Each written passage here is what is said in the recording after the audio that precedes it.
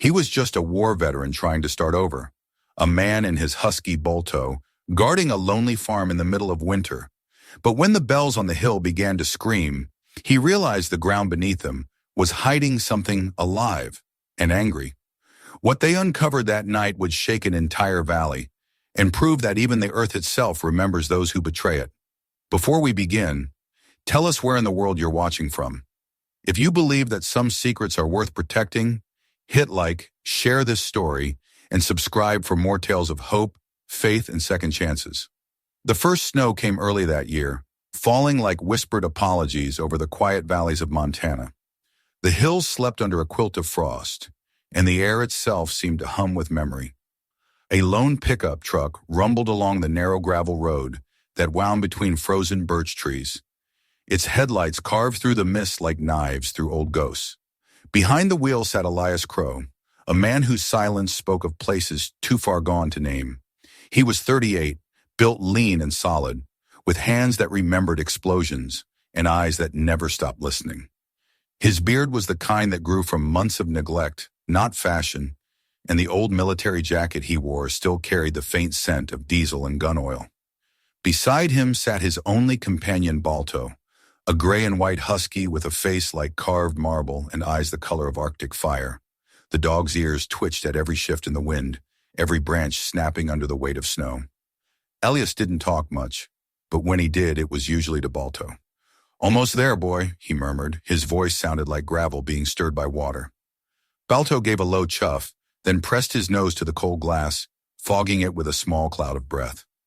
At the end of the road stood a farmhouse that looked as though it had been waiting for someone or something for a very long time. The porch sagged slightly in the middle, the windows fogged from the inside, but smoke still curled from the chimney. Above the door, a wooden sign read, "Mason Hill Farm." Elias parked, cut the engine, and for a moment the world went completely still. Then faintly he heard them, the bells, not from the house but from the hillside behind it. Dozens of them, maybe hundreds, hung from wooden posts and fence lines. Some were copper, some iron, some old cowbells and sleigh bells polished by time. But none of them moved. The wind passed through them like a thief who didn't want to wake anyone. He frowned. "Bells with no sound," he muttered. Before he could think longer, the farmhouse door creaked open, and an old man appeared, tall and thin as a winter shadow. Walter Mason leaned on his cane, a wool blanket wrapped around his shoulders. His face carried the map of a life worked by hand creases deep as furrows, eyes still bright as silver. "So you're the one they sent," Walter said. His voice rasped like pine bark under frost. Elias nodded. "Elias Crow, you called for someone to watch the place through winter." "That's right. Someone who can hear what others don't." Elias tilted his head slightly. "You mean the bells?" Walter smiled faintly. "A man who listens before he asks questions, that's the kind I like." He turned, motioning for Elias to follow. "Come in before the cold decides it likes you too much." Inside, the farmhouse was warm but worn.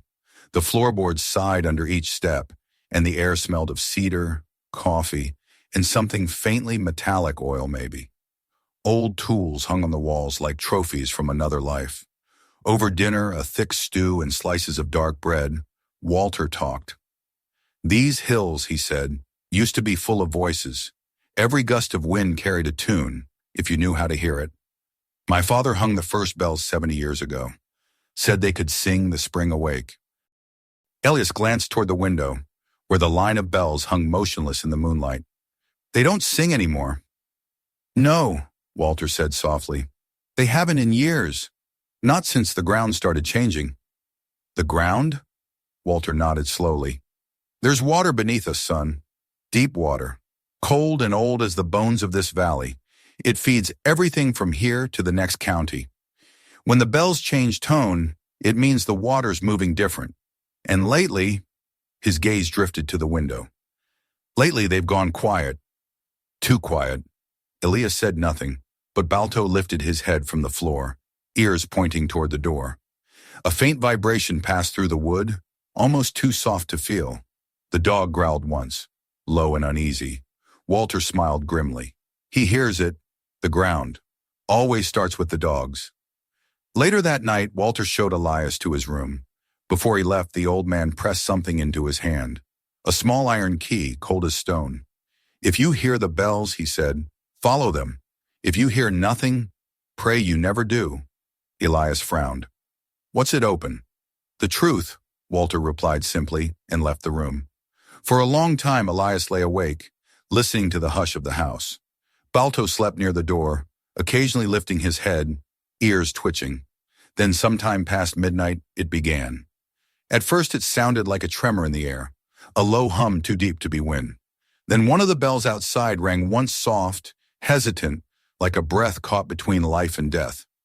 Balto was on his feet in an instant, fur bristling, eyes locked on the window. Elias rose, grabbed his coat, and stepped onto the porch. The night was bitter, the stars sharp enough to cut skin. The wind had stopped completely, yet the bell near the old maple was swaying on its chain. "Someone's here," he muttered, but there were no tracks, only untouched snow.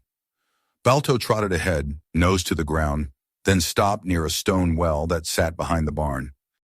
The dog pawed at the snow, uncovering something small and metallic, a key identical to the one Walter had given him. Beneath it lay a folded piece of paper, sealed with red wax. Elias broke it open with numb fingers. The handwriting was shaky but deliberate. "If you're reading this, I'm gone. There are things buried that should never sleep too long. Keep the bells alive. They'll tell you when the earth starts whispering again." W.M. Elias stared at the note until his vision blurred. Then he looked up at the farmhouse. One window on the second floor glowed faintly. Walter's room. He climbed the steps 2 at a time. Inside, the old man lay still beneath the covers, face peaceful, eyes closed. On his bedside table sat a small bellet's clapper missing, its silence complete. Balto whimpered softly, pressing his head against the edge of the bed. Elias stood motionless for a long time, hat in hand, the note still trembling in his fingers. Outside, a gust of wind rose suddenly, carrying with it a faint chorus. The bells on the hill, ringing together for the first time in years. Their tone wasn't joyful, it was warning. Elias turned toward the window, jaw tight. "Guess we've got work to do, boy." Balto lifted his head, his icy eyes catching the candlelight. Somewhere beyond the hills, one bell rang out, sharper than the rest, as if calling them by name. The house seemed to listen. Then the sound faded, leaving only the echo of steel and wind, and the sense that something deep below the earth had just woken up. Morning broke without sunlight, only a pale grayness that seemed to hang in the air like breath, frozen mid-sentence. Elias stood by the window of the farmhouse, coffee cooling in his hand, eyes fixed on the ridge where the bells hung motionless again. The night storm had covered the tracks left by wind or ghosts, but the silence felt heavier, deliberate. Even Balto seemed uneasy, pacing the floor near the door, fur standing in small ridges along his spine. Walter Mason was gone. His funeral, simple and wordless, had been held by the undertaker in town that morning.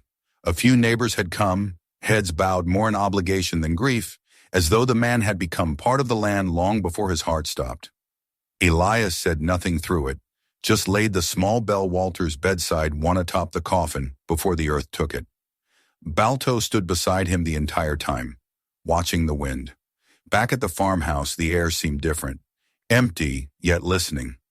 On the kitchen table lay the folded map Walter had left behind, its lines etched in ink faded by age and moisture.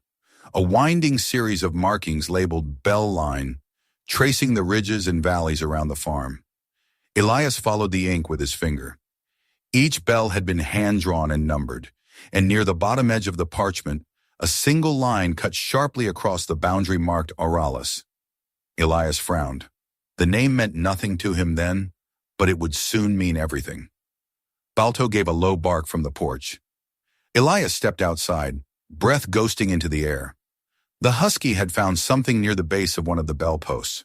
A patch of snow melted through to the dirt beneath, steam rising faintly. Elias crouched. The soil was warm. That shouldn't have been possible, not with the temperature below freezing. He pressed his palm against it and felt a faint vibration, like something breathing under the surface. "Not frost," he murmured, echoing Walter's words. "It's water." Balto's ears flattened as the ground pulsed once beneath them. Far down the ridge, one of the copper bells gave a single dull note. Elias turned sharply toward the sound, heart ticking faster. The tone wasn't clean, it quivered at the edge of itself, like a voice choking on a warning. That was the moment Elias knew he couldn't ignore what Walter had left behind. He took the map and drove into town. The streets were slushed with melting snow, the windows of the general store fogged from inside. The wooden sign read Ellery's Supply and Feed, but locals just called it May's Place. Inside, the smell of roasted coffee and dusted sugar mixed with a sharp bite of cold air every time someone opened the door. May Ellery herself stood behind the counter, a stout woman in her late 50s with hair like burnished walnut and a laugh that usually preceded her sentences. When she saw Elias, she paused mid-measure, the scoop of coffee beans frozen in her hand. "You must be the new caretaker up at Mason Hill," she said. "Figured Walter finally found someone stubborn enough to stay the winter." "He didn't find me," Elias replied. "I just showed up at the right time." May chuckled softly. "No one shows up there by chance, son." She poured the beans, dusted off her apron. "So what can I get you? Coffee, nails, or answers?" He laid the old map on the counter. "Tell me what you know about this line." Her smile faded the moment she saw it. She adjusted her glasses, tracing a finger along the inked boundary. "That there," she said, tapping the word Aralis, "is trouble wearing a necktie?" "They came through last spring, said they were surveying for geothermal wells.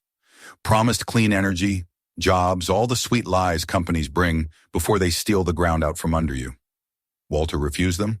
"Of course. He said they'd dry the spring. You know him, wouldn't sell even if the devil offered firewood." She looked at Elias sharply. "Why? Did they come back?" "Not yet, but something's moving under that hill. The ground's warm." May's face went still. "That's not natural, not this time of year." Balto, lying near the doorway, gave a low growl. His eyes locked on the window as if he saw something invisible out there. May followed his gaze but saw only drifting snow. "That dog knows more than both of us," she muttered. "You be careful. Aralis doesn't like anyone poking around their research zones. They've got lawyers meaner than wolves." Elias nodded, folded the map, and stepped out into the cold. The wind bit at his face, carrying with it the faint metallic chime of one distant bell. It was off-key again. That night, as he sat by the fire reading Walter's notes, the farmhouse began to hum. It wasn't sound, it was vibration, subtle but constant, like the house itself had a heartbeat. Balto raised his head, eyes bright in the firelight. Then without warning, he stood, walked to the door, and pressed his paw against the wood, muscles tense. Elias grabbed his coat and opened the door. The air outside was sharp, windless. The hills loomed dark, their outlines blurred by drifting mist. Then came the sound, soft, rhythmic, mechanical. Not the chime of bells, the whine of engines. He followed it up the ridge, Balto moving ahead in silence. Halfway up, Elias stopped dead. In the moonlight, he saw them, metal stakes driven into the snow, each capped with red paint in a reflective tag. Fresh. And along the base of the hill, faint tire tracks curved toward the forest. "Aralis," Elias whispered. Balto sniffed the stakes, then backed away, tail stiff. The dog gave a short, sharp bark, his warning signal, and then turned his gaze downhill toward the farmhouse. From that distance, Elias could see the outline of the old bells, swaying slightly though there was no wind. Their tones came low and irregular, as if struggling to speak through interference. When he brushed snow from one of the new stakes, he found a serial number etched into the metal AUR 17B hydro division. Beneath it, a thin black cable ran into the frozen soil. He knelt, tracing it with his gloved fingers. The line pulsed faintly with vibration.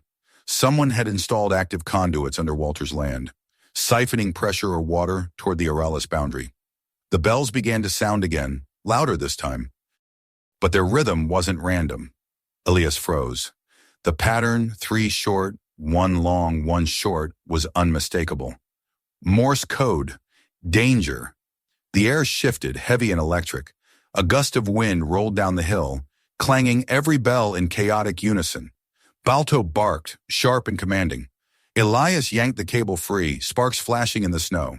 The bells screamed once, an awful metallic cry, and then went silent again. The storm broke at dawn, leaving the ridge buried beneath white silence. Power lines hung heavy with ice, the farmhouse cold, but still standing. Elias sat by the window, watching steam rise from the patch of earth Balto had uncovered the day before. "They're already under us," he muttered. "They've been under us all along." Balto whined softly and rested his head on Elias's knee. The man scratched behind his ears, eyes distant. "Looks like the old man was right," he said. "When the bells change, something beneath starts talking." He reached for his notebook and wrote, in tight, deliberate letters, "Bell line compromised. Ground pressure increasing. Unauthorized drilling confirmed." He set down the pen, staring out at the horizon. The snow had stopped falling, but the world outside looked blurred, half dreaming. Somewhere beyond the ridge, something hummed faintly again, steady, powerful, unnatural. Elias stood, tightening his coat. "Come on, boy, let's find out what they woke up." Balto rose immediately, tail low but ready, the muscles under his coat shifting like a creature made for storms. Together they stepped into the brittle daylight, following the sound that shouldn't exist. The storm arrived with no warning. By dusk, the horizon had vanished behind a curtain of swirling ice, and the wind howled like a living thing. Snow rose in spirals across the ridge, swallowing fences, trees, and sound alike. The farmhouse groaned under the weight of it, timbers flexing like bones under strain. Elias stood at the window, lantern light flickering across his face. He had spent the entire morning tracing every red-marked stake along the bell line. The pattern made no sense on the surface, until he realized it formed a curve matching the lower section of Walter's map. They were drilling directly under the water vein. Balto paced behind him, restless, every muscle trembling beneath his thick coat. Each time the wind shifted, his ears snapped toward the ridge. He could hear what Elias couldn't, the faint metallic whine of machinery buried deep under the frost. Then the first bell rang. Not a melody, not even a tone. It screamed. The sound sliced through the air, shrill and discordant, as if the metal itself were begging for mercy. Another answered from the opposite hill, then another, until the entire valley quivered under a chorus of steel agony. Elias threw on his coat and grabbed the lantern. "Come on, boy." They pushed into the storm. Snow stung his face like sand, the wind tearing at his jacket. The bells were ringing wildly now, not from wind but from pressure. The ground beneath his boots pulsed faintly, almost breathing. When they reached the northern ridge, Elias saw it, half buried under drifts of snow. A massive steel pipe, wide as his thigh, gleaming faintly through the frost. The same emblem carved into its side. Aralis Hydro Division. Balto growled, circling the area, nose pressed low to the ground. Then he darted toward a mound of snow and began digging furiously. His paws struck something hard. Elias knelt, brushing the surface clear until cold metal glinted through the storm. A circular hatch bolted shut, rimmed with frost. He wiped away the snow and saw a small brass tag welded near the handle. Access Valve 7B. Private control line. Private. Under Walter's land. He felt a spike of anger pierce the cold. "You bastards!" The wind carried a sound behind him, footsteps crunching over the snow. Elias spun around, his flashlight cutting through the storm's haze. A tall figure in a heavy wool coat approached, shoulders squared against the wind. When the man stepped closer, the lantern caught his face. Lance Everett. The name matched the signature stamped on the Aralis correspondence in Walter's old papers. Slick back hair, clean hands. The kind of man who'd never touched earth except to own it. "Mr. Crow," Lance said, his voice smooth despite the gale, "you've made quite a mess prying into things that don't belong to you." Elias tightened his grip on the lantern. "This land belonged to Walter Mason, and it belongs to no one now, least of all thieves." "Thieves?" Everett smiled, though the expression didn't reach his eyes. "We're engineers, veterans of progress. That pipeline is salvation clean power for half the state. You should be thanking us. You're bleeding the spring dry." "The spring," Lance said evenly, "is nothing compared to the reservoir below it." Mason didn't understand. He worshipped the ground when he could have harnessed it. Balto barked sharply, stepping between them, his teeth bared. Snow whipped around his body, giving him a ghostly outline against the night. Lance didn't flinch, but his eyes narrowed. "Beautiful animal," he said. "You know, huskies have exceptional hearing. He can probably feel the pulse of the earth right now. Pressure's rising. You should leave before the ground does what it always does, collapse under truth." Elias stepped closer, his voice low. "Funny thing about truth, it doesn't bury itself for long."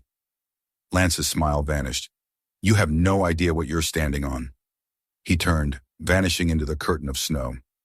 Elias stared after him, jaw set, then looked back to the hatch. The brass handle was rimmed with ice. He pressed his gloved hand against it. It hummed faintly alive. "Walter built a failsafe," he murmured. "Didn't he?" He pulled a wrench from his pack, wedging it under the frozen seal. The metal screamed, bolts snapping loose one by one. As the hatch cracked open, a wave of warm air burst upward, smelling of rust and wet stone. Beneath it, black water churned like something breathing too fast.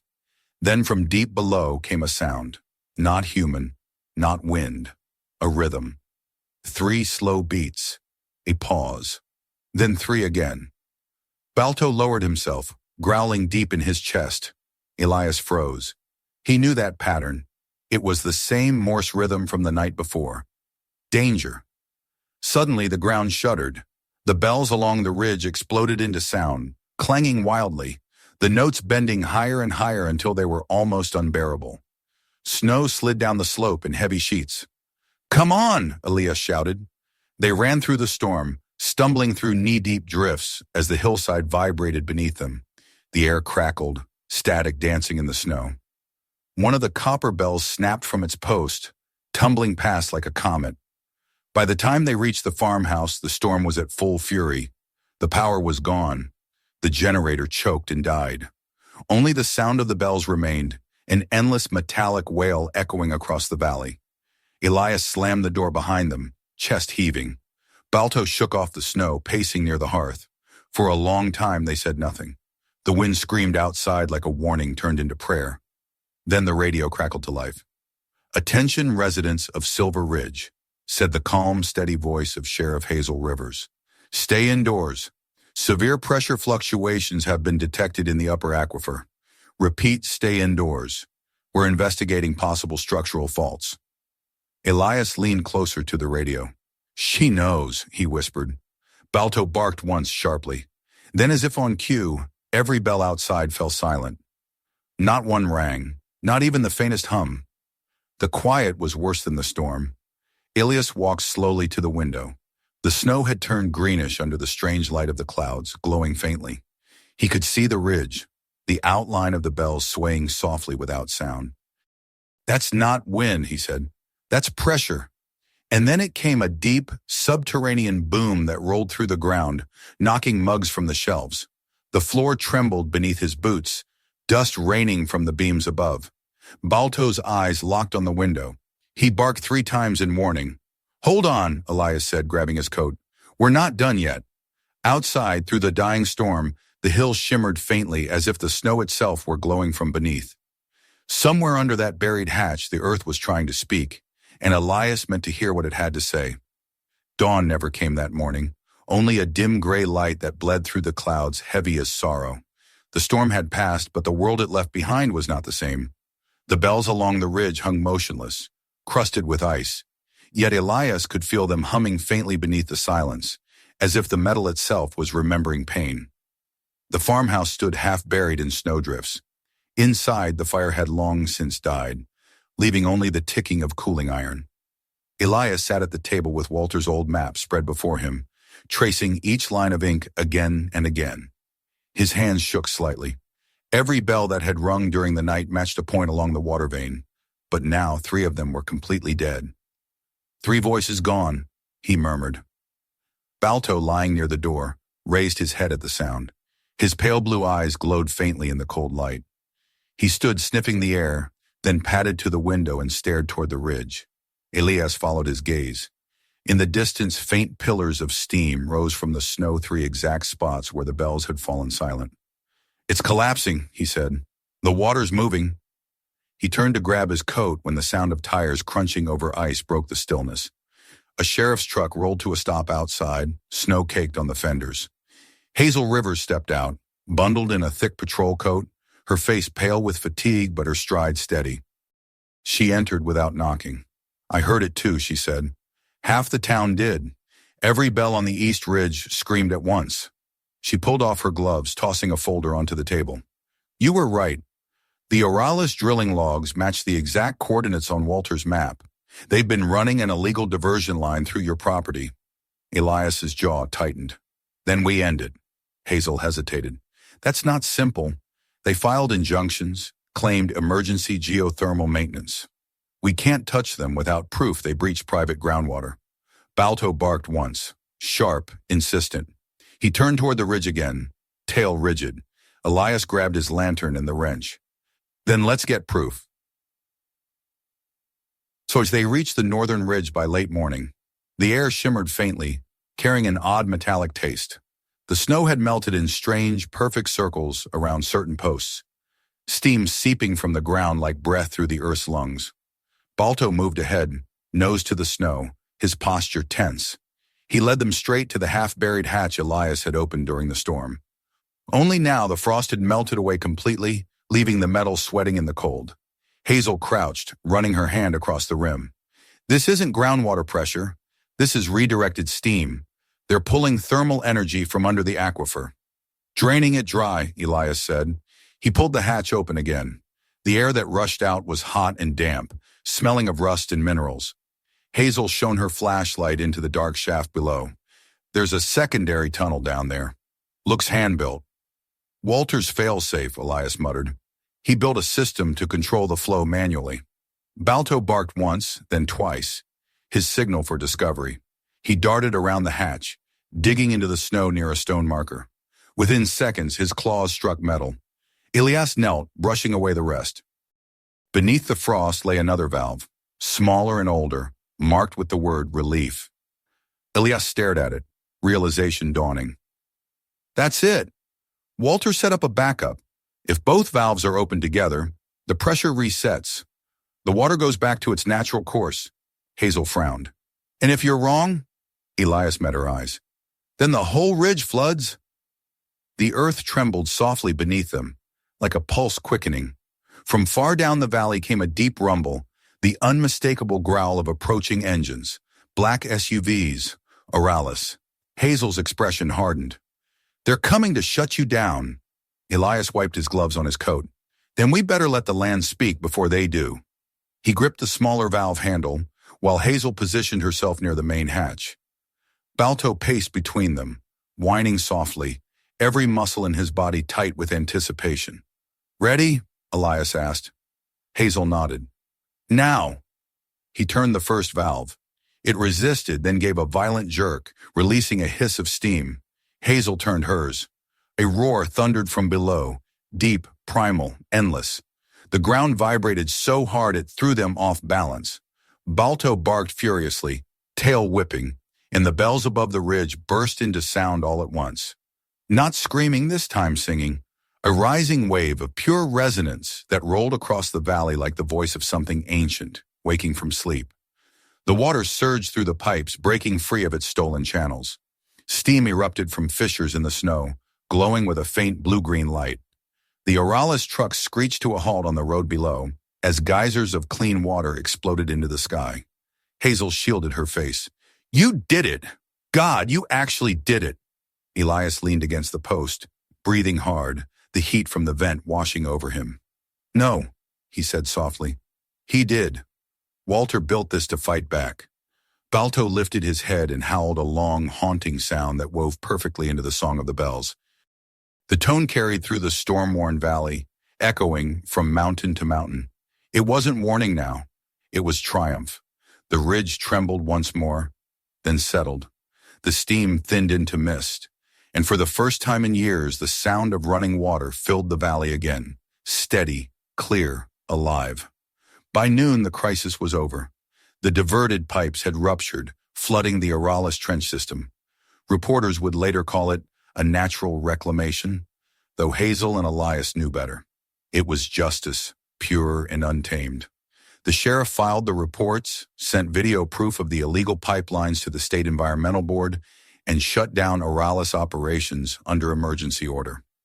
That evening, as the sun dipped behind the hills, Elias and Balto stood on the porch, watching the last of the mist drift over the fields. The bells still swayed gently in the thawing breeze, their tones soft and melodic again. Hazel joined them, a mug of coffee steaming in her hand.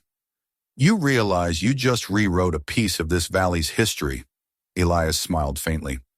"I didn't write anything. I just listened." She looked down at Balto, who sat quietly beside him, eyes reflecting the fading light. "And him?" Elias reached down, scratching behind the husky's ear. "He heard it before any of us. He always does." From far up the ridge, one last bell rang, a deep, golden tone that rolled across the valley and faded into silence. The sound was warm, peaceful, like a benediction. Elias pulled out Walter's old notebook, the pages frayed and smudged. He wrote one final line in careful, deliberate script. "Day 1. The earth forgave us." Balto exhaled softly, lowering his head onto his paws. The evening wind rustled through the trees, carrying the faint melody of the bells down into the valley. Somewhere beneath the thawing ground, water whispered its gratitude. And above it all, in that fragile hush between day and night, man and dog stood together, guardians of a promise that would never be forgotten.